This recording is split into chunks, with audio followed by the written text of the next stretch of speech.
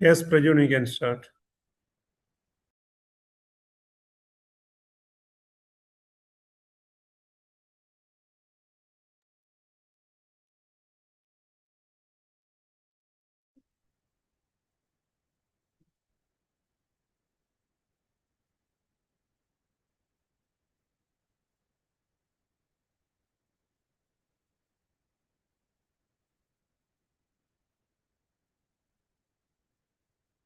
Good morning, everyone.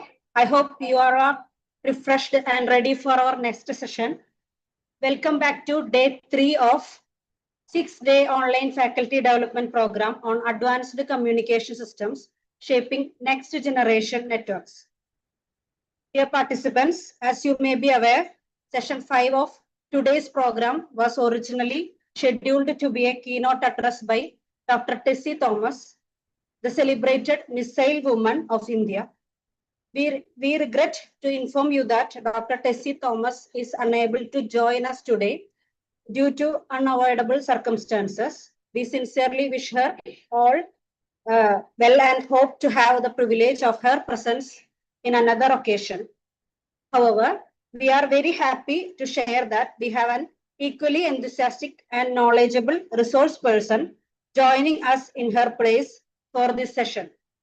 And I am sure you are going to find this session equally engaging and valuable.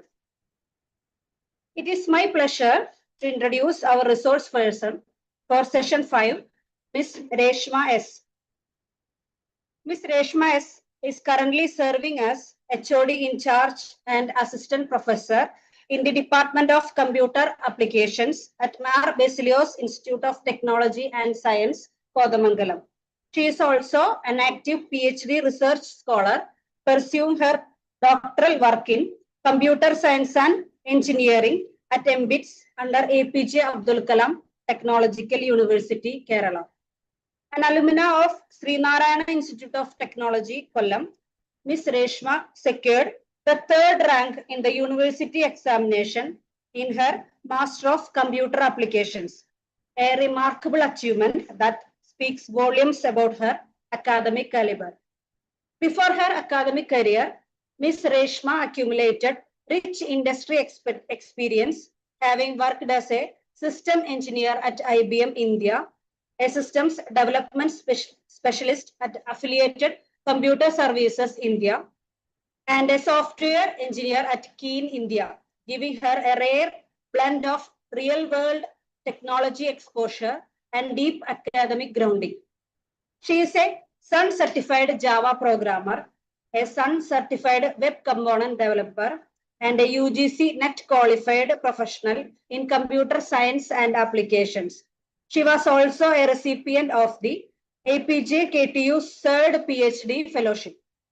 Her current research is focused on mobile ad hoc networks managed with particular interest in communication protocols, clustering mechanisms, and network security.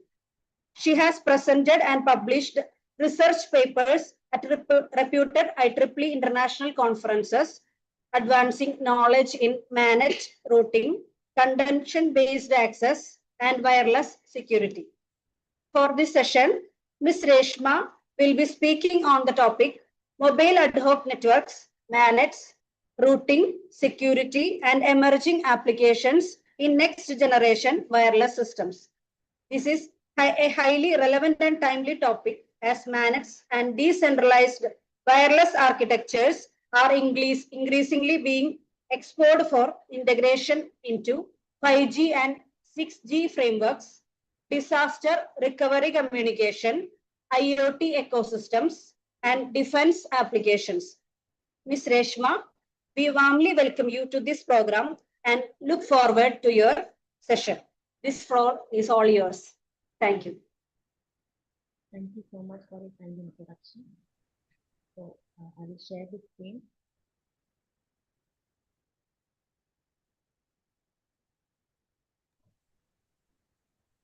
Prajun, please go.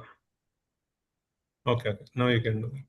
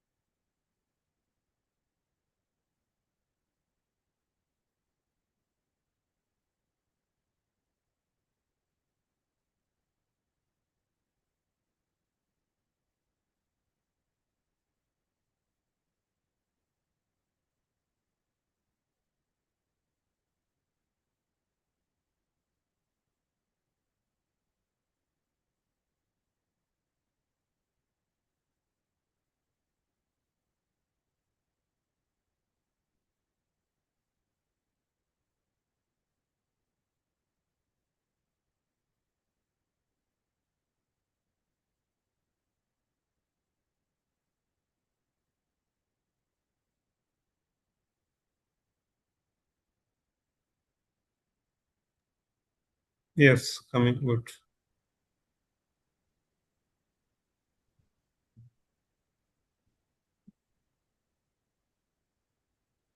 So the topic for the discussion today is shaping next generation networks with intelligent ad hoc and sensor paradigms. We'll be discussing more about the wireless ad hoc network and how they shape for the next generation network with intelligence. So opening vision, aligning with shaping next generation network. So the next generation communication is defined by a shift from the static infrastructure to a dynamic and autonomous systems. So we used to have a static infrastructure for all our current generation communication. Now it's going to shift from static to a dynamic autonomous system. And the goal is to explore how the wireless ad hoc and sensor networks provide the architectural bedrock for the 6G and beyond.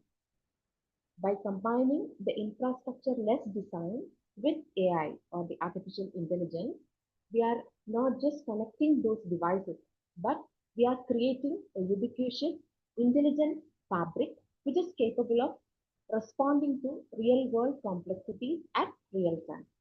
And the objective of the entire topic is to bridge the fundamental protocol mechanism with the latest AI innovations in mission critical and day-to-day applications as well.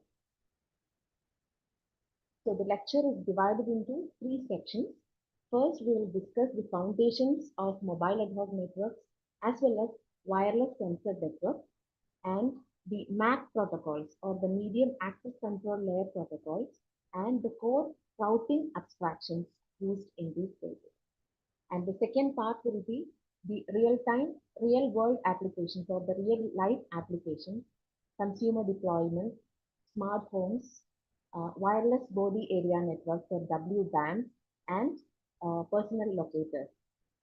And the third section will be AI and the future. That is the autonomous disaster missions, 6G, the nano things, and the quantum space mesh, which are going to be the revolution in the future. So the first part will be the technical foundations where we deal with the architecture of wireless sensor networks and the protocols and the various operational constraints.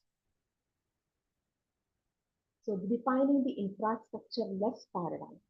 So we are all talking about the wireless world and the wireless ad hoc network where we don't have any fixed base stations or we don't have any fixed infrastructure.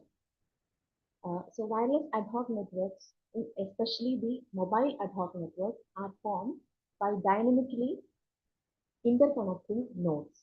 There will not be any fixed infrastructure for connecting these devices.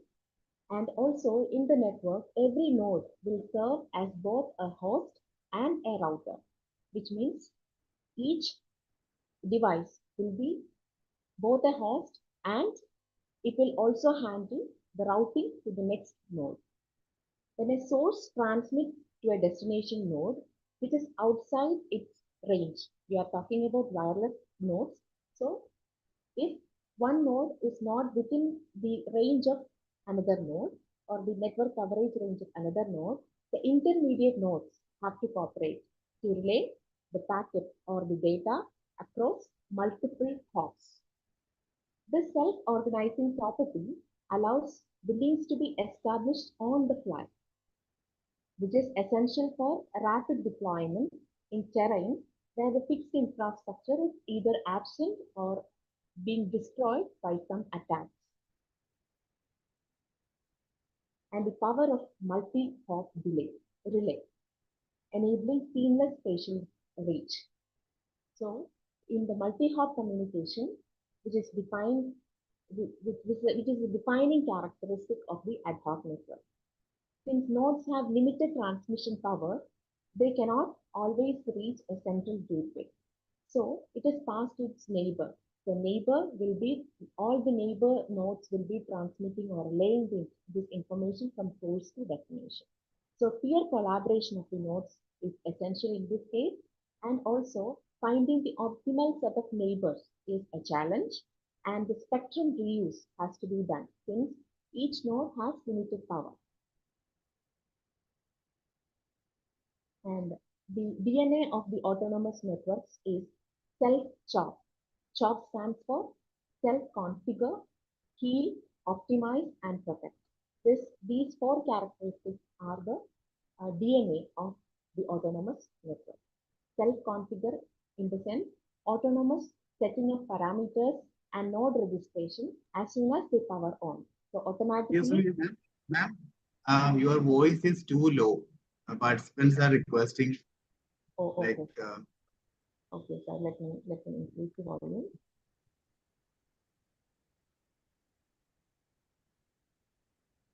Is that okay, sir? Is it audible now? Is it yes, audible now? now it is okay. Okay, okay. Will you please keep your mic a little bit Close to this. Okay. okay? Okay. So shall I continue now? Yes, ma'am. Yes, yes. Okay. So we were talking about the self-CHOP properties of the autonomous networks, which act as the DNA of the autonomous networks. So CHOP stands for configure, heal, optimize, and protect. The autonomous networks or the wireless sensor networks or the MANETs should be able to self-configure its nodes, self-heal, self-optimize, and self-protect. Self-configure in the sense, automatic setting has to be done. Network configuration has to be automated so that the network is more useful. And self-healing property is the detection of broken links. So the in the wireless sensor networks or the wireless networks, the nodes will be mobile and they can move anywhere they want. So there will be broken links everywhere. So this has to be healed, which is called self-heal. And the third characteristic, self-optimize, which means dynamic tuning of resources to improve overall network throughput and battery life. The whole idea is to conserve the battery life of the node. And the fourth one is self-protect, which is proactively identifying malicious intrusions or denial of service attacks by isolating anomalous nodes. There can be anomalous nodes in between, or some attacks may be happening, or some intrusions may be happening. So these networks or the nodes have to have the property of self-protect.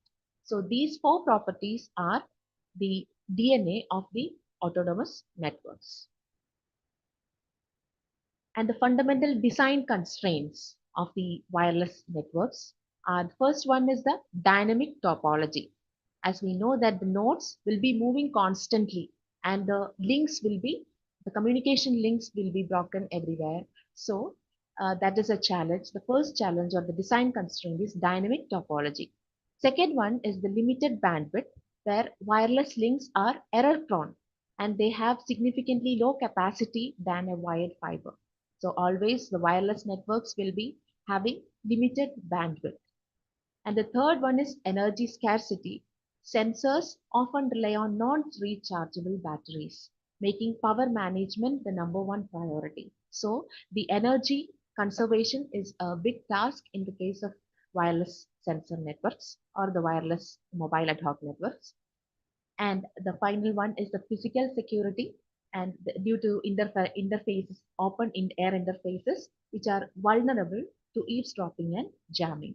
So these are the four design constraints in the case of wireless ad hoc networks. So now we'll discuss the medium access control layer and the role of the medium access control layer in the case of wireless ad hoc networks. The MAC layer, as we know, is the medium access control layer, which arbitrates how nodes share the single wireless channel. Without this MAC layer, simultaneous transmissions and collisions will occur and the data will be corrupted and lost. So MAC protocols are categorized into three domains: which are contention based, reservation based, and scheduling based. In scheduling based, we'll be handling AI to predict the demand. In the case of wireless networks, we have two problems, one of which is the hidden terminal problem. Suppose we can see three nodes in this diagram: node A, node B, and node C. Here, A and C are out of each other's coverage range. A can communicate with B and B can communicate with C. But A cannot communicate with C directly because they are not in each other's range. So the problem here is both transmit, A and C transmit, and their signals collide at B. That means, suppose A and C are trying to transmit to node B, there will be a collision. So this is the primary reason why CSMA fails in ad hoc setups.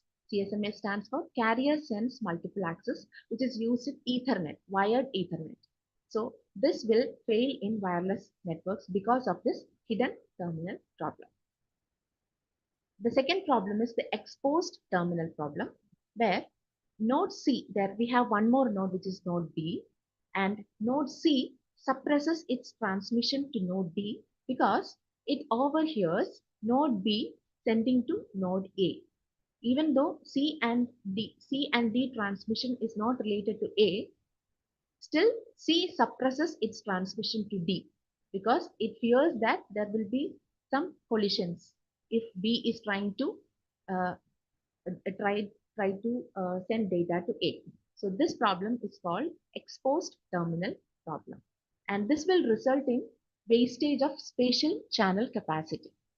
And to solve this, advanced MAC protocols are introduced like March and DBTMA, which will be discussed later. So these are the two different problems which has to be addressed in the case of wireless ad hoc networks. And some of the solutions for these two problems are the RTS CTS handshake. RTS and CTS are nothing but some control signals. RTS stands for request to send and CTS stands for clear to send. So before sending data, the node sends RTS and the receiver responds with the CTS. Then overhearing nodes defer transmission, effectively creating a safe zone for data transfer. So this is the major step in solving the hidden terminal problem with the first problem which we discussed now. So this is the MACA protocol in the MAC layer. Next is the MACA protocol, which along with the CTS and RTS, we add one more technique, which is the acknowledgement frame. So in MACA, one acknowledgement frame is also added. In the low-C wireless environment, nodes cannot wait for a high-level TCP timeout to recover data.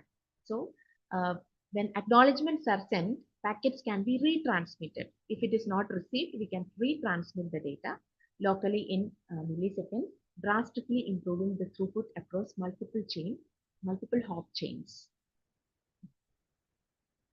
And next is the DBTMA, which is dual basitone multiple access.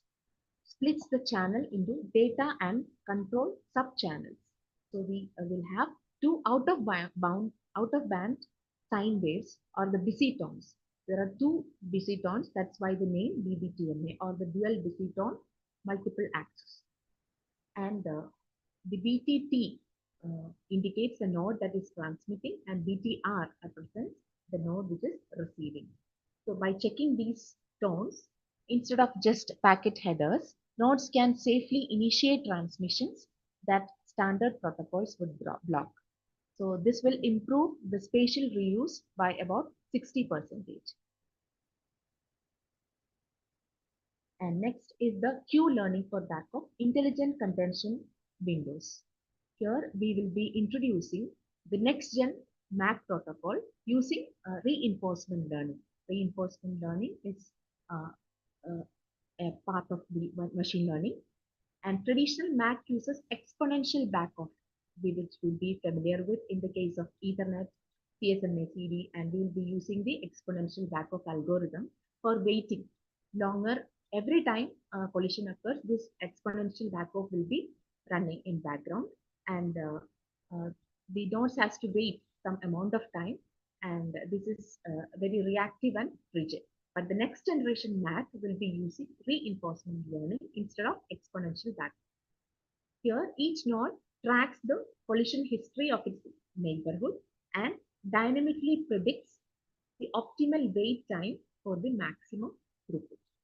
That means instead of waiting infinitely in the case of exponential backoff, here reinforcement learning will be calculating the optimal wait time by seeing the collision history of the neighborhood and dynamically predicting the amount of time we have to wait.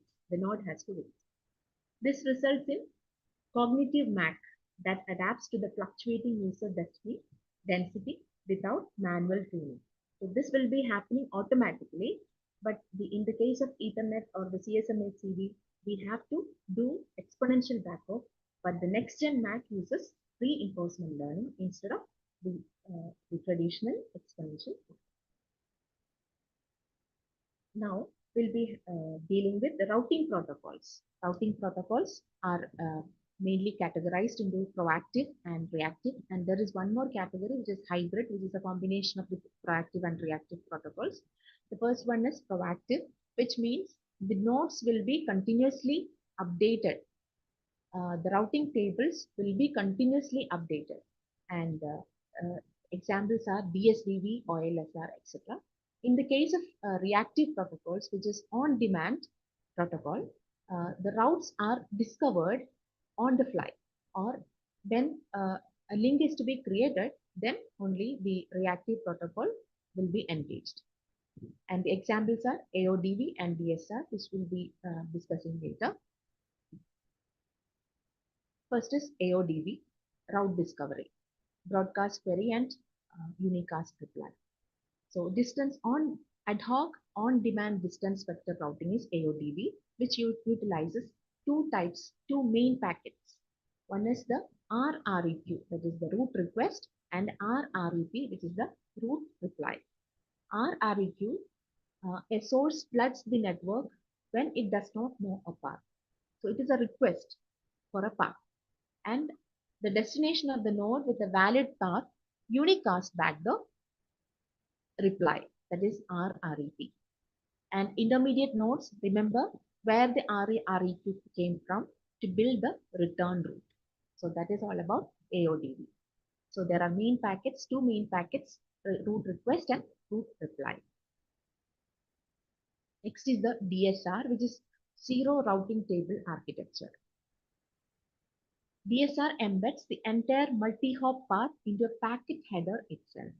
So there is the intermediate nodes do not need to store the routing tables, because in the header itself, we embed the entire multi-hop path. So there is no need to have routing tables in each intermediate nodes. They simply read the next hop from the packet header and forward it.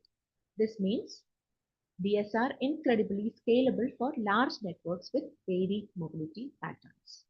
So that is a zero routing table architecture, DSR. Next is the zone routing protocol, which divides the network into overlapping zones based on hop radius. Inside the zone, it uses proactive routing to track neighbors instantly. Outside the zone, it uses reactive routing. As I've already told, this is a hybrid protocol which combines the proactive and reactive routing algorithms. This hybrid approach minimizes the discovery delay for distant nodes while keeping the update traffic local and manageable. So this is the hybrid routing protocol. Next is AI innovation, GNN topology prediction, graph neural networks. These are naturally model managed as a set of vertices and edges like graphs. So next-gen routing protocols use GNNs to predict link lifetime. So by processing the neighbor's speed and direction, the network can proactively switch to a stable backup route before 5 seconds before the current link breaks, ensuring zero packet loss during mobility. So this GNL is a next-gen routing protocol which is used to predict the link lifetime, and it will convert the network into a stable state before the link breaks, and therefore it ensures zero packet loss during mobility. Now we are coming to the wireless sensor networks, which focus on environmental observation. It consists of thousands of tiny low power nodes that measure physical parameters like temperature, sound, vibration, etc. These nodes must be autonomous and operate unattended in remote sites for years on a single charge. So they will have a battery, and thousands of wireless sensor nodes will be forming the wireless sensor networks, and that will be in the remote sites for years. And the sensor node architecture, it has a sensing unit, which is a sensor plus the A to D analog to digital converter to digitize the environment, processing unit at mega or MSP plus storage, transceiver unit, radio module for short range communication, power unit, which is the most critical component, detects node life. Here we have a energy node hall problem, that is the bottleneck near the sink. So data flows from all sensor nodes towards the sink node, where all the data will be captured. Nodes closest to the sink must relay traffic for the entire rest of the network. So the gateway nodes will deplete their battery charge 10 times faster than other nodes. So the nodes near the sink node will be called gateway nodes, and their battery charges will be depleted faster than others. So when these nodes are affected or they die, the sink will be isolated and the network will fail. So solving this will be a challenge, and will be done using intelligent clustering or the mobile sinks. So one of the strategy to alleviate this problem is leech protocol strategy, where low energy adaptive clustering hierarchy technique is used, which has a cluster head and the rotation and aggregation. Cluster heads are nodes which are self-elected to act as local aggregators, and the role of the CH or the cluster head will be rotating every round to distribute the load. The load will be distributed across the various nodes, so that the cluster head role will be rotated. And aggregation is cluster heads use data to remove redundancies before sending it to the base station. So this is the leech protocol strategy to alleviate the problem. Another one is AI innovation, TinyML for sensing.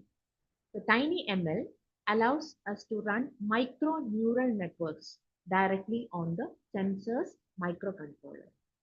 So the micro neural networks will be introduced in the sensor's microcontroller, and instead of transmitting raw data, the node only sends an alert if the AI detects an anomaly. In example here is a seismic sensor only transmits if AI recognizes earthquake pattern and ignores all other sensors like wind, local footsteps, etc. So this is introduced to maintain the battery life. So that is TinyML, and which is a micro neural network. So the ubiquitous sensing in consumer environment in day-to-day life applications. First one is smart home mesh systems, everyday consumer ad hoc usage. The modern homes will use IoT, Internet of Things. So ad hoc meshes, which by using the technologies Zigbee and Thread to eliminate dead zones, energy fidelity, meshes coordination for adaptive climate control, safety. As you can see in the figure, a lot of IoT devices are being used, and we are creating a mesh out of that. And the safety, interconnected fire and gas leak sensors that communicate through concrete walls. Automation, light sensors that trigger responses based on human presence patterns. So all these are smart home mesh systems, and the technologies used are Zigbee and Thread. And for the healthcare and fitness, or wireless body area networks, or W bands.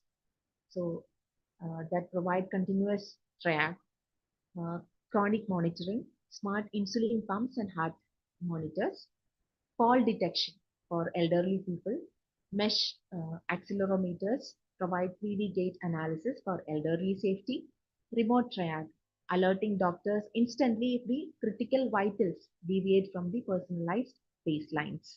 So these are our the applications in healthcare and fitness, especially in the wireless body area networks. In retail and supply chain, the logistics of connected sensors. In cold chain management, where sensors will be monitoring vaccine or food temperature across the continents via multi-hop relay. And asset meshes, every package in a warehouse acts as a node, allowing for centimeter precise localization without GPS. So that is asset meshes. And the smart checkout, automated inventory systems that update stocks in real time as the items move. So these are the applications in retail and supply chain. And personal safety and pathfinders, or crowd-sourced ad hoc locators. Here we use the networking technique called opportunistic networking. So everyday users of Apple uses Find My Networks app or AirTags, a global crowdsourced ad hoc Bluetooth low energy mesh.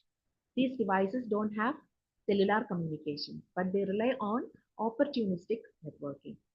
They broadcast a signal that any nearby passing phone intercepts and relies to the cloud, bridging the location gap without a dedicated network. So without a network, opportunistic network um, will broadcast the signal, and it will pass to a nearby phone and relies to the cloud. That is what is happening in opportunistic network, but there will be delay in transmission.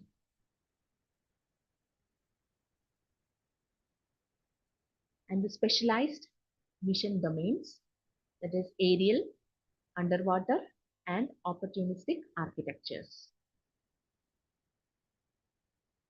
First one is the flying ad hoc networks, or FANET, which is the autonomous swarm aerodynamics. FANETs operate in 3D space with complex flight vectors, altitude, pitch, roll, and yaw. So these are, as we are familiar with the drone architecture, this will be familiar to them. Altitude, pitch, yaw, and yaw. They are uniquely suited for missions that are dull, dirty, and dangerous. So the AI swarms coordinate to maintain line of sight links above buildings, effectively acting as cell towers in the sky. So that is flying ad hoc networks, which are used in places which are dry, dirty, and dangerous. Next is underwater WSN physics, or the acoustic challenge. So the RF signals die in water within centimeters. Underwater networks rely on acoustic or sound. The sound travels at 1500 meters per second, and this creates a massive propagation delays. So UWSN, or underwater wireless sensor network protocols like AHHPBS, that is adaptive hop by hop vector based forwarding, use virtual pipelines to restrict data paths, preventing echoes and multipath failing from destroying links. That is underwater WSN. Next is the opportunistic network, which we already discussed, which is also known as delay tolerant networking.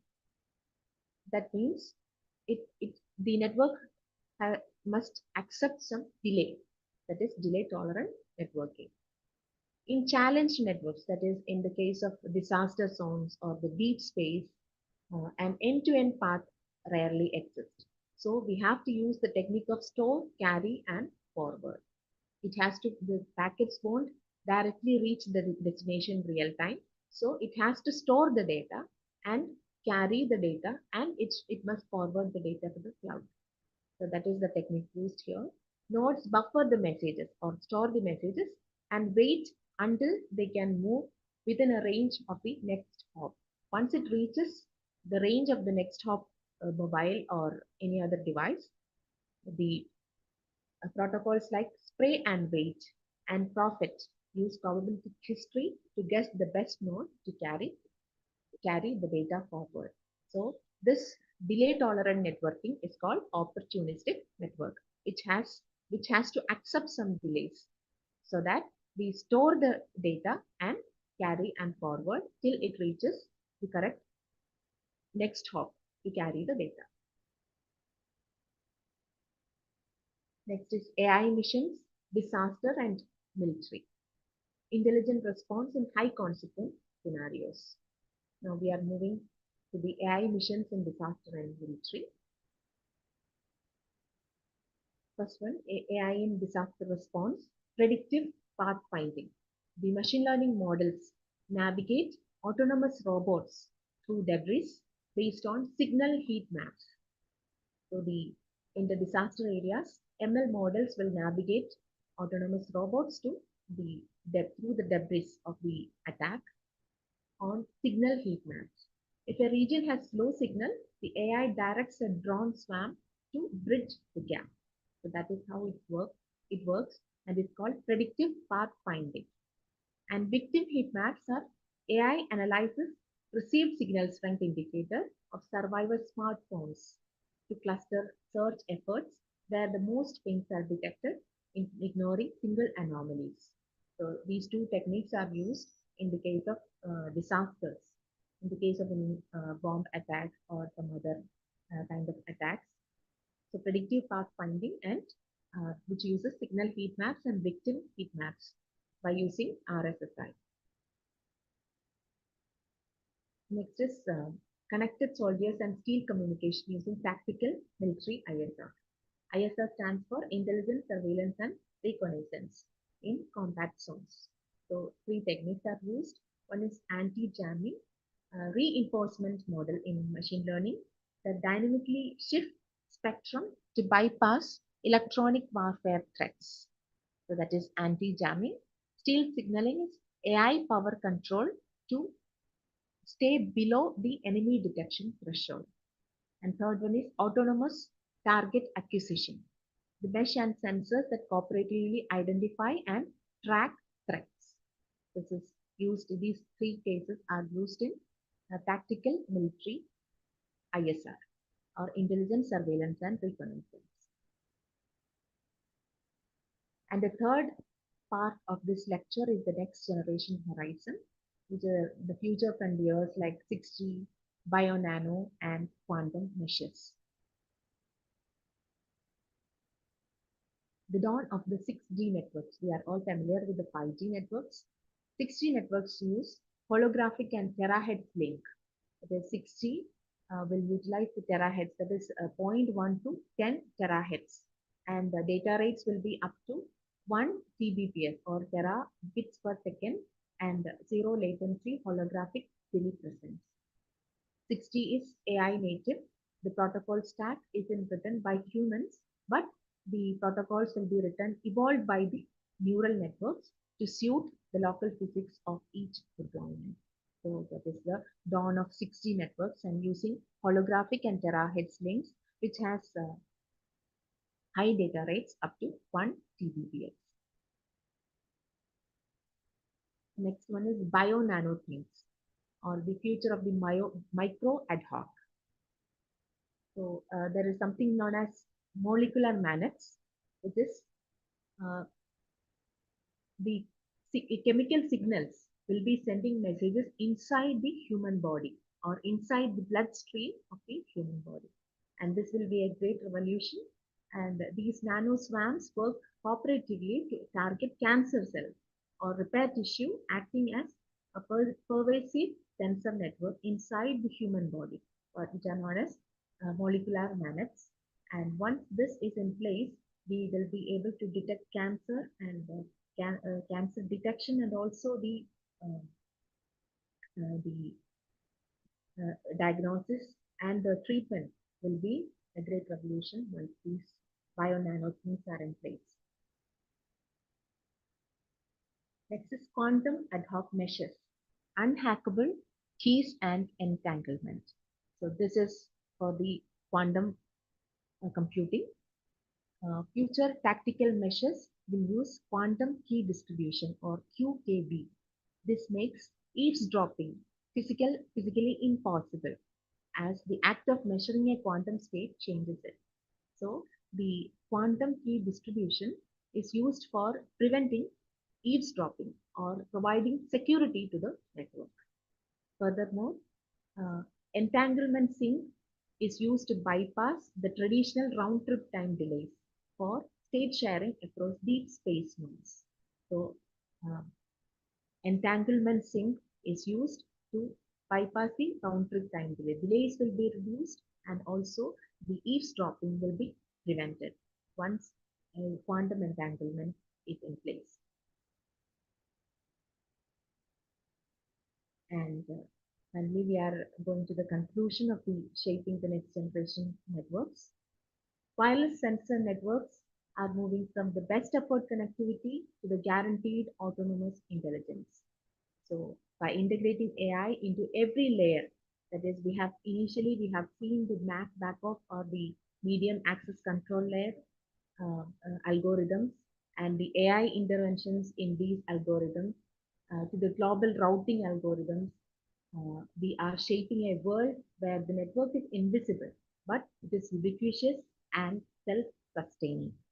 So for us as educators and engineers, the challenge is not just link stability, but it is the decentralization intelligence. So I'm winding up with this session. These are the references.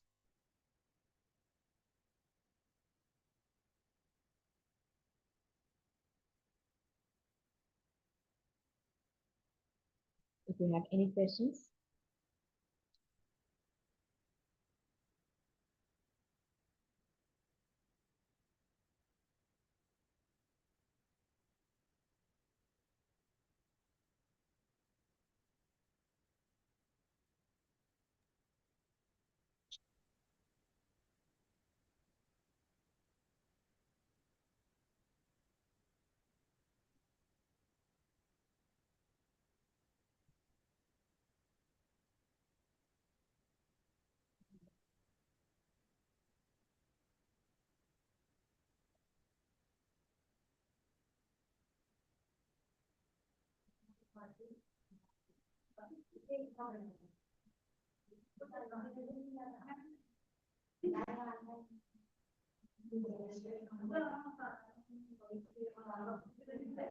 Okay. Thank you so much, Reshma ma'am, for very informative and engaging session. We would now like to open the floor for a brief question and answer session.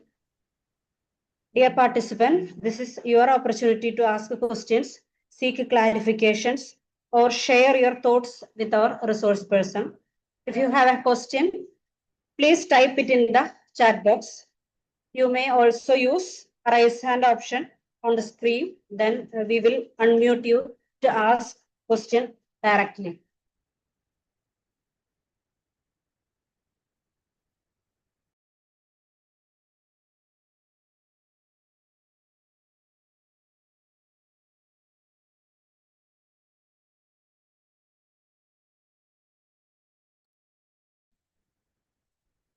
Participants can share the questions in the chat box.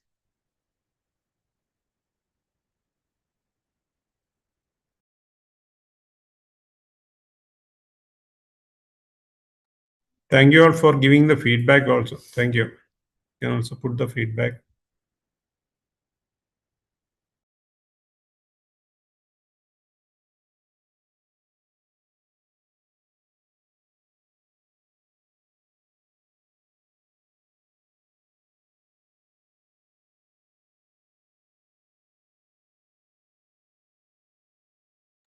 Maybe pause the feedback link once again. Some more people are asking.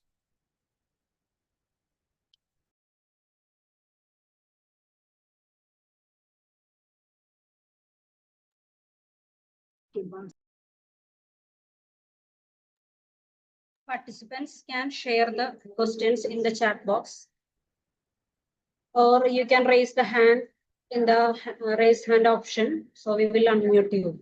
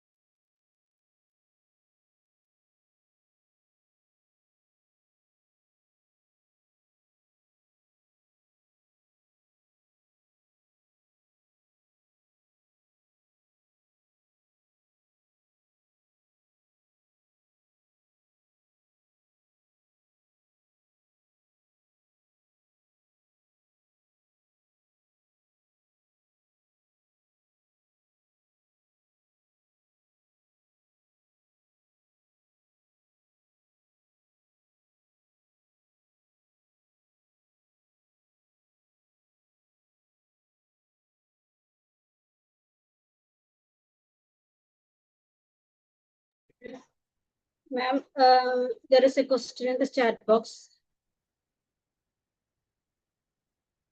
How can machine learning improve the future of wireless networking?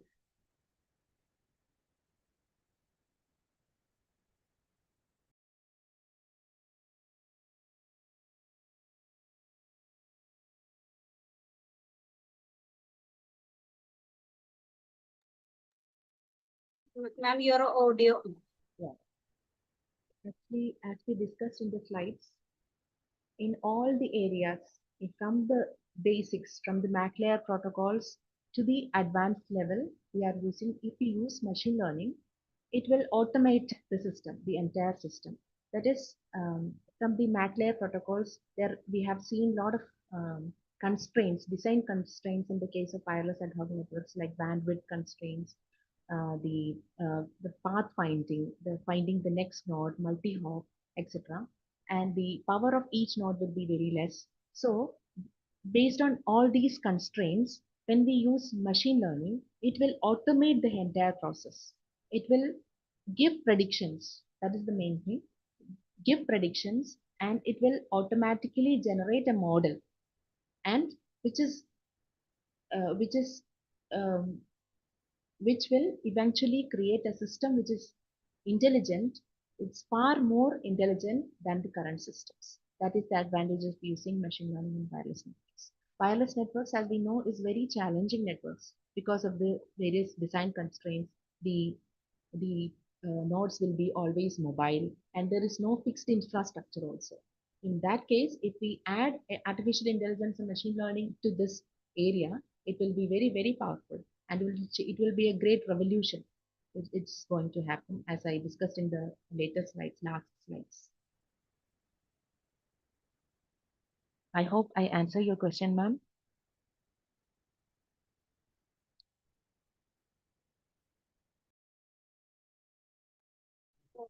Ma'am, thank you, ma'am.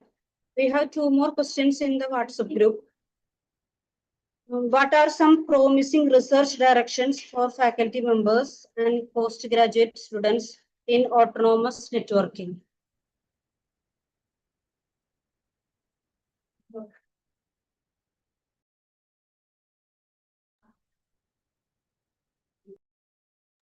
Ma'am, is it audible?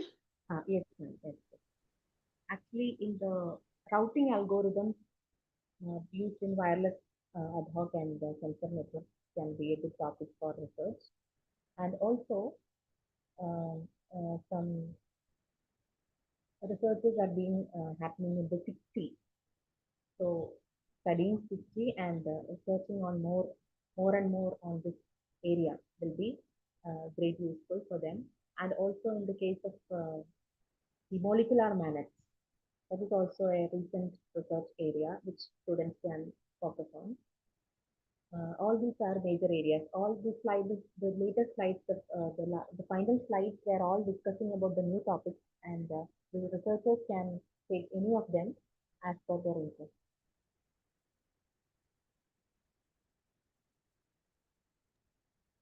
I have one more question in the WhatsApp group. What skills should engineering students develop to contribute effectively to next generation autonomous networks? We have to update every day. Every day technology is changing. So we have to learn what is happening in the world, and especially the AI boom that is happening now. So we have to, especially the students and also the faculty members and also the industry persons, they are always learning new things. All the advancements which are happening in our other countries, we have to keep track of them. And the main area we have to focus is how these technologies can improve our life or the problems which we are facing in agriculture or a lot of other problems which are happening in our country, how we can solve these issues by using the technologies which are available.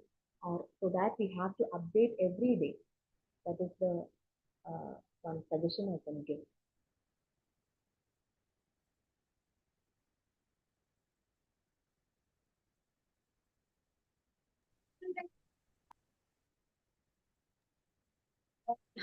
There is a time for one more question. Participants can raise the question in the chat box. Ma'am, there is a problem of sound quality. Can you increase the sound? Am I not audible now? Am I audible now? Now, yes. Now it is. Okay, okay. Participants can share questions in the chat box or raise using raise hand option in the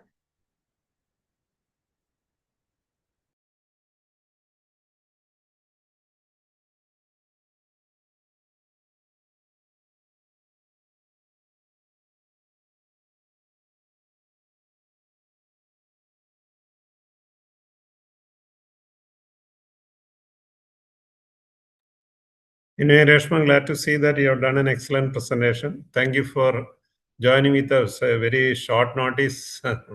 As in the introductory time, he said that Dr. Tessie Thomas has to travel for an urgent meeting. So, and again, with a very short notice, you have done excellent presentation, covered all latest areas in this particular area. Thank you on behalf of Jyoti Engineering College. Thank you, sir. Thank you so much for the opportunity. Thank you all FDP coordinators. Even though it was thank you, ma'am. It was a great privilege for me to have this. Thank you so much, sir. Thank you. You are my research guide, and I just want others to know that you are my research guide, and I'm doing my PhD in APJ Abdul Kalam Technological University under Dr. Surjan Lalsar's guideship. Thank you. She is also one of the best students who is working with me. Good luck and best wishes. Thank you. CP madam, over to you. We can conclude.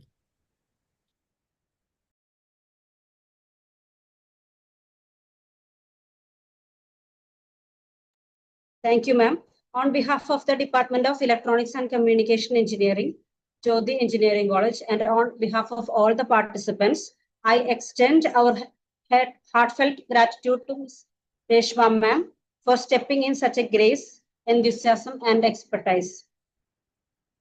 Your session on shaping next generation networks with the intelligent ad hoc sensor paradigms has been both timely and insightful. Thank you, ma'am. The depth of your research and your clarity of communications made this a session that will stay with us. We especially appreciate your willingness to join us at short notice and deliver such a well-prepared and engaging session that it itself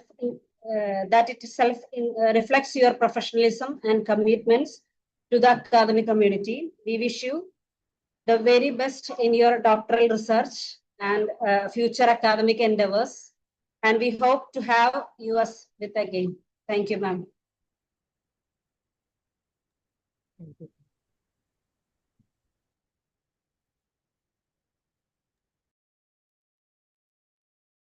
We will now take a short lunch break. The afternoon session 6, will begin at 1 p.m. Participants are requested to ready before the time. We are privileged to have Dr. Krishnendu SP, Assistant Professor at the Indian Institute of Information Technology, Kottayam, presenting on next generation intelligent networks integrating AI, geospatial data and analytics. And I'm sure it will be another very engaging session. So please get back before 1 p.m. Thank you. Thank you all. Thank you all. See you later. Bye.